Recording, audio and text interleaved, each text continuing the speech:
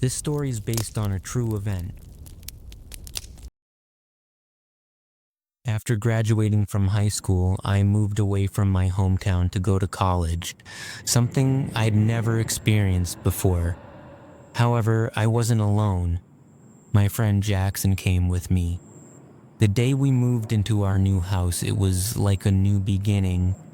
We'd never been so far from home, and that freedom was exciting, even intoxicating. That same night, immersed in the excitement of our new lives, we made a decision we later regretted. We went to see a horror movie, The Conjuring. What a huge mistake. We came back terrified, exhausted, and tired.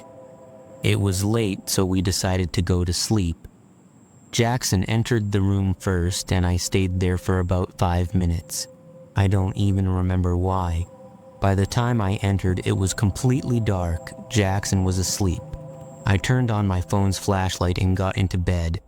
Then, I heard a sound. A strange sound. At first, I thought it was just my imagination. But deep down, I knew it wasn't. Still, I forced myself to go back to sleep. The next morning, I woke up late, around 9. Jackson was already awake. As soon as I opened my eyes, I remembered everything from the night before. The lateness, the darkness, the sound. It seemed like someone was crying softly and whispering my name. At the time, I ignored it. I convinced myself it wasn't real, but then I remembered something else. That night, when I looked in the mirror just before bed, I saw something, a girl. She was holding something, what looked like a dog, but it wasn't clearly visible. Still, I know what I saw. I told Jackson everything. He laughed nervously and said, "Dude, it's just your imagination playing tricks on you." To distract ourselves, we took a walk near Times Square trying to ease the anxiety. And for a few days, it worked. But then, a few days later, I got a call from my dad. My mom suddenly became ill, very ill, and I had to come home immediately. Before I left, I asked Jackson to come with me. "Just 2 days," I said, but he refused. "I have some business to take care of here," he said. I left. But that image, the girl in the mirror, kept haunting me. Who was she? And why did I feel she was connected to me? As soon as I got home, I called Jackson. He didn't answer.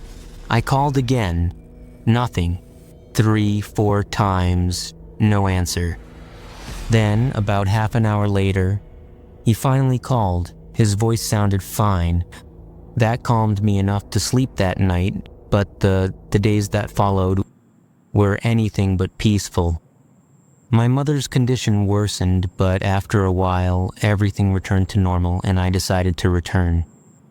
The day I entered that house again, I'll never forget what I saw. Everything seemed wrong. The house was silent, too silent. The air felt heavy, motionless. I called Jackson. There was no answer. I checked my phone, no messages, no missed calls, nothing. It was getting dark. With my heart pounding, I turned on the flashlight and walked slowly into the room. And when I opened the door, Jackson was lying on the floor, lifeless, on the wall, stained with blood. My mother's name was written. I froze, paralyzed. I didn't even have the courage to touch Jackson's body. I ran. I left everything behind. That house, that nightmare. 2 days later, I returned home, but I wasn't the same. I kept thinking, if I had stayed with Jackson, would I still be alive? But this story isn't over. To this day, I remember the name written on that wall. Why my mother's name?